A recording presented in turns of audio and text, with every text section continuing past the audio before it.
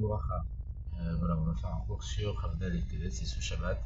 C'est la date où le premier Rabbi Lubavitch, Rabbi Shneur Zalman, Yann Mourazaken, voilà, c'est la date où il s'est volé. Il y a tellement de choses à dire sur lui. Il a dévoilé la Chassidut Chabad. C'est quoi la Chassidut Chabad? C'est la Chassidut intellectuelle. C'est le fait de comprendre la Chassidut qui est l'essence de la Torah de façon intellectuelle. Et même les Chassidim ont dit de lui, il a fait Kriyat Hametim, il a ressuscité les Chassidim. Parce que de comprendre de façon intellectuelle l'essence de la Torah, c'est comme revenir à la vie, quoi. C'est de commencer à être vivant, quoi, pour de vrai. Et c'est connu qu'il y avait 120 sadikim auprès du Maguid de Mezrich. Et quand le Maguid de Mezrich faisait un mamar, chaque Chassidim, du fait de la Palut, les meilleurs éléments qu'il avait de ce mamar, ils sortaient les uns après les autres, excepté deux. Et dans ces deux, il y avait l'Admorazaken. Et les tzadikim disaient, il y a deux solutions. Soit il comprend rien, il peut supporter le dévoilement d'immense, soit il comprend. Soit il est très froid. Et il nous a montré que c'est pas qu'il comprenait rien, qu'il a écrit le Tanya et Shulchan Aruch arabe, c'est qu'il était très froid. Très froid, c'est intellectuel. Il était l'intellect de l'intellect. Et l'Admorazaken, ce qu'il a voulu, c'est pas faire des élèves, il a voulu faire des maîtres. C'est pour ça que quand on commence le Tanya, et qu'il nous pose la question pourquoi Rabbah s'est trompé, il a dit Ani Benoni, alors que c'était un tzaddik, et c'était par humilité, tout ça, il va faire tous les développements, il va nous expliquer tout le contexte, toute la structure, tous les détails. Comme on dit que la Torah elle est riche dans des endroits et elle est pauvre dans d'autres. Quand elle est pauvre, c'est quand on a juste une notion, quand on parle en généralité. Quand elle est riche, c'est quand on rentre dans toute la précision, tous les détails, toutes les contradictions, etc. pour comprendre l'essence de la Nikuda, l'essence du point. Et c'est comme si quand on a une question de halakha, on appelle un Rav, et le Rav on lui demande si c'est kasher ou pas kasher, il nous répond kasher ou pas kasher. On n'a pas compris pourquoi il dit kasher ou pas kasher.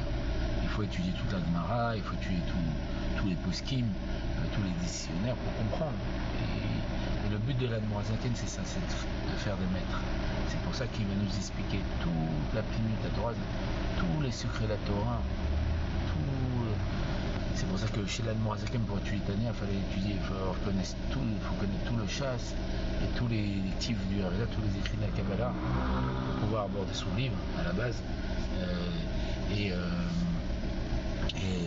l'Admorazaken, dans ce livre-là, il nous explique toute la subtilité et il nous rend des maîtres, il ne nous rend plus des élèves.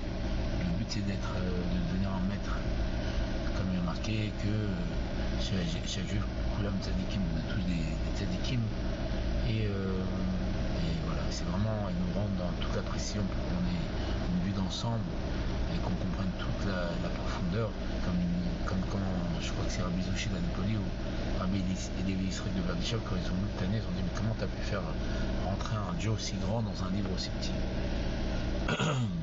Voilà, grosso modo, grâce à Dieu, quand on étudie le Sefer Tanya, le Sefer chez le Benoni, on comprend toute la profondeur de la Torah, toute la grandeur de la Torah. On n'est plus un élève, on devient un maître. C'est pour ça que chez Rabban, on réétudie chaque année et chaque jour au quotidien le Tanya du jour, parce que c'est vraiment, il y a toute la Torah Kula. Quand on fait des sichot du Rabbi ou des enseignements des autres Rebbeim, c'est pour ça qu'il est qualifié de Chumash de la Chassidut Chabad. La Torah écrite de la Chassidut Chabad, l'Admorazaken a réfléchi une fois 3 semaines pour savoir s'il mettait Chay Elokut ou Vechay Elokut. Juste pour un vav, il a réfléchi 3 semaines. C'est-à-dire que c'est comme la Torah, chaque lettre elle est précise. Chez l'Admorazaken, chaque lettre elle était précise. Et s'il y a une lettre là, c'est vraiment chaque lettre. C'est pour ça que c'est qualifié de Chumash de la Torah de la Chassidut Chabad, c'est-à-dire comme un Sefer Torah, si on enlève une lettre il n'est pas kasher, là l'Admorazaken aussi, le Sefer Tanya, c'est la même, c'est le Chumash de la Chassidut, de la plénitude de la Torah, la Torah, des secrets de la Torah.